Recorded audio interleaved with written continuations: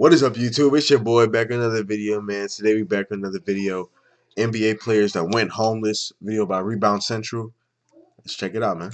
Time and time again, we've seen that it doesn't matter how much money you've made, it can all go away in the blink of an eye. And that led to these NBA players going homeless. Jimmy Butler never had much of a chance. Who is this, bro? This sounds like a black dude. Okay. Growing up.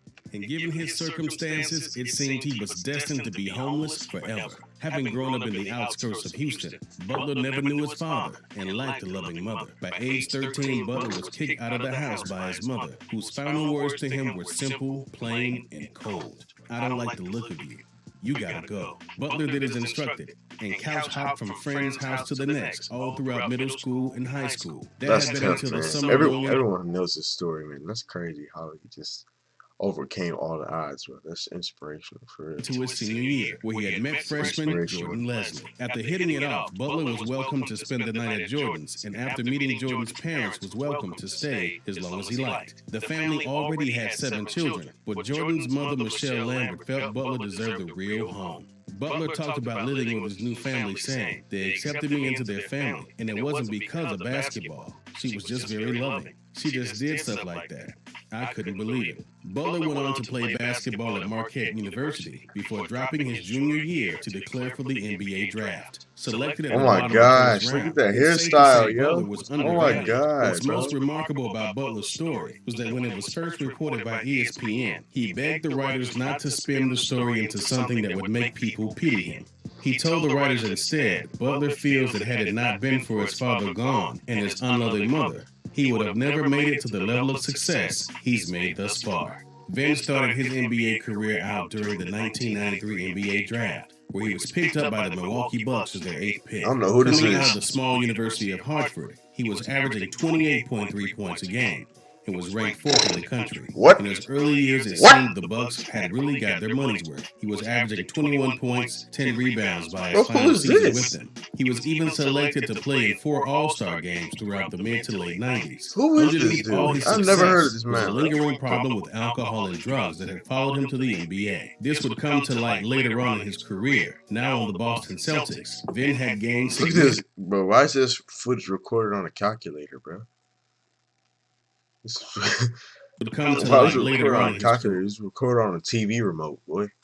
Now on the Boston Celtics, Vin had gained significant weight, weighing about 300 pounds. His ability to rebound and score the way he used to suffered. I don't know how much I was recorded on a long cart. It was recorded on a long cart. I would get plastered or wasted. I just didn't want to think about the success that I was having, that I had in the beginning of my career. It would just be a situation where I would try to numb myself to all the expectations. So, it could be 3 days in a row, 4 days in a row, or it could be no drinking at all for a day. It was in and out. It was like binge drinking. His alcoholism became embarrassingly apparent amongst his Celtic teammates and coaches, to the point where the team suspended him and eventually had him released despite Vin's claims that he was getting better. Following his suspension from the Celtics, Vin had a brief comeback. He had lost weight and had even claimed to quit drinking. However, the Celtics decided to let him go anyways. After being traded and released by the Knicks, Rockets, Clippers, and eventually the Timberwolves, Vin's NBA career was pretty much over in 2006. Now with nothing else to lose, he relapsed back into drinking,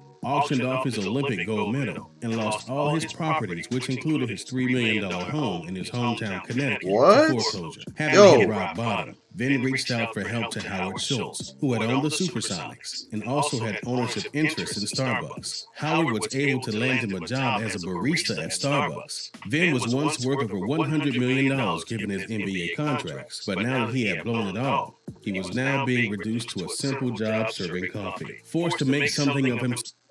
Bro, what? I hate to see this, man. I hate to see, especially a black person, go through something like this.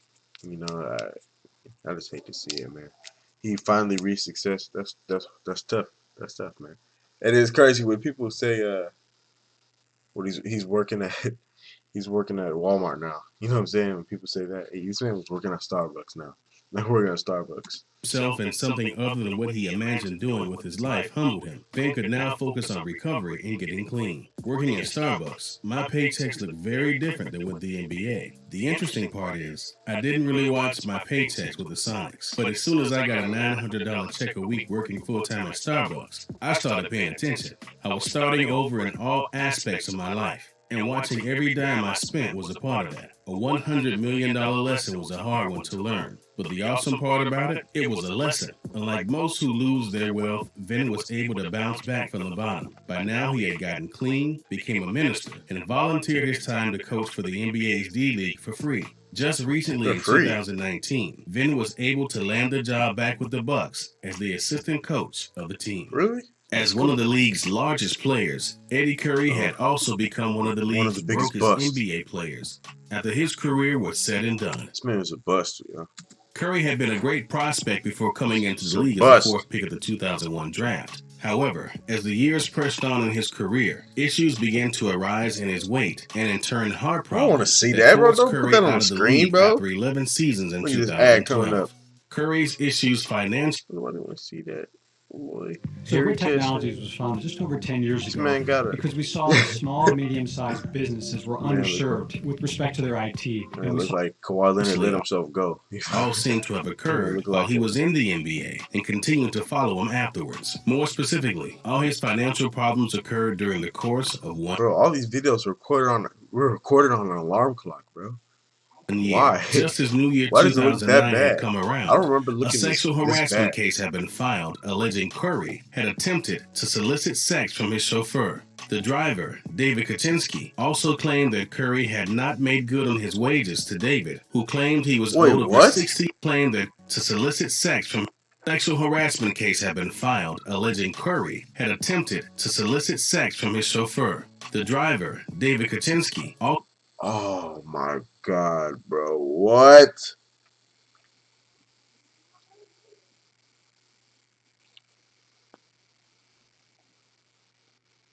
So you're telling me this man was sexually harassing his male chauffeur? So you're gay too, huh? There's nothing wrong with that, but you know what I'm saying? Bro, what?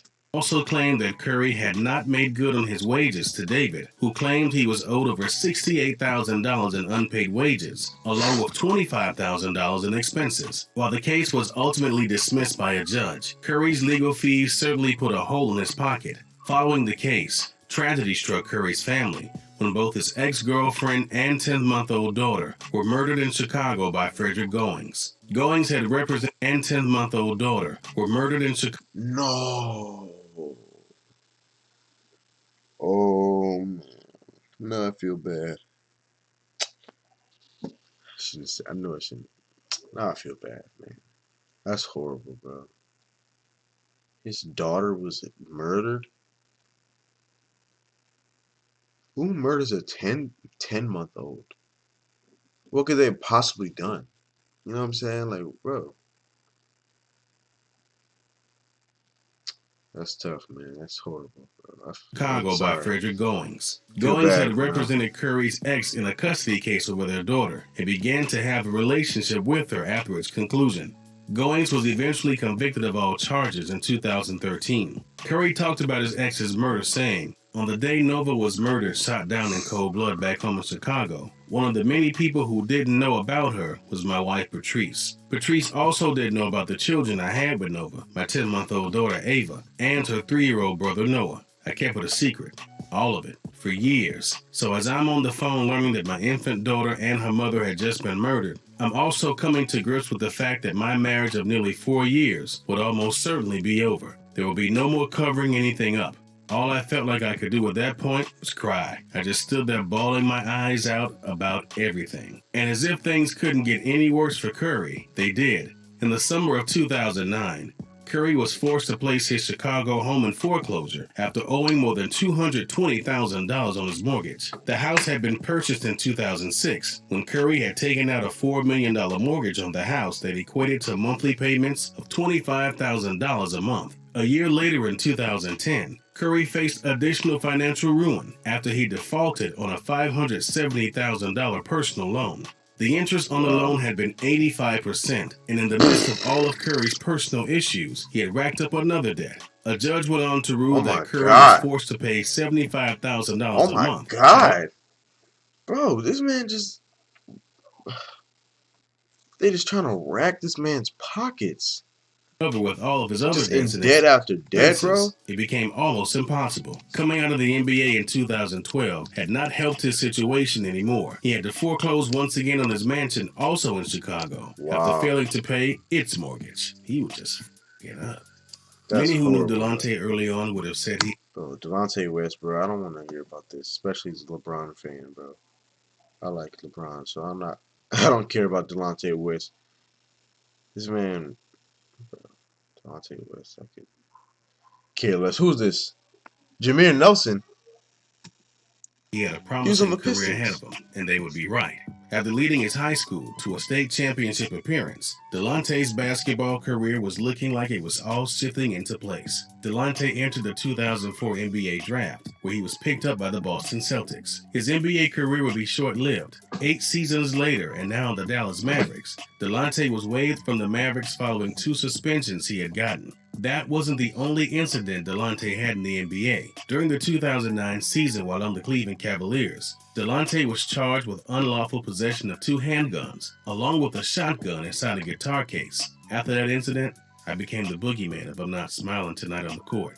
They'd say he didn't take his medicine today, or he's crazy. Suddenly, his player contract offers were less and had provisions that required he see a team therapist. In 2013, now playing in the G League, it was starting to appear that Delonte was falling.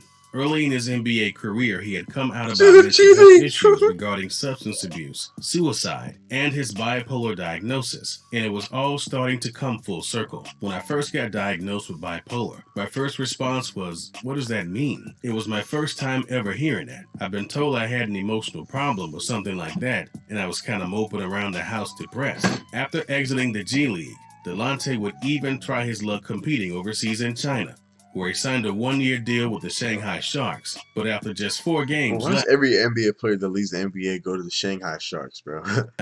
Following his stint overseas, we have not heard much from Delonte aside from some photos that have surfaced of him looking beat down and homeless. Just recently, 2 videos of Delonte were released, and one showed Delonte lifeless on a highway street being beaten by a man, and the second was taken by a Maryland police officer of Delonte going off on a largely incomprehensible rant, stating he is the president and leads the Navy SEALs. The video can be taken out of context. It was stated by witnesses that Delonte was actually the aggressor and had attempted to hit the man with a bottle first. Following the incident, fellow NBA player and college pal Jameer Nelson responded to the video on social media stating, I'm sick to my stomach right now seeing this video of Delonte. To answer everybody that's been reaching out to me about his situation, all we can do is pray for him and his family and hope that he seeks proper help. Mental illness is something a lot of people deal with and don't even know it, till sometimes it's too late. I'm not sure exactly what's going on with D West, but he knows I'm in his corner and will help him get through this. Yes, I've spoken to him over the past several months. Is that really him, bro? That's horrible. Well, imagine walking down the street, you see him, you would never know that he was an NBA player. Trying to be there as a friend. What I'm saying? One thing I do know is if you're having a mental, emotional, or physical setback in your life, you need to talk to somebody. I mean doctor or doctors, not your parents, homeboy, wife, cousins, etc. Somebody that has credentials in helping people for what you're going through. And please be mindful. When you're posting videos or pictures of somebody, you may think you're helping, but you might be hurting them even more. People have kids, and those kids don't deserve to be embarrassed. Please pray. If you've enjoyed this video. Alright guys, that's the end of the video, man. Like and subscribe. And that was a crazy video. Who would, you know what I'm saying, you would never know, but you know what I'm saying? Like and subscribe. Subscribe to this channel. Subscribe to my main channel. And I'll see you guys next time. Peace out.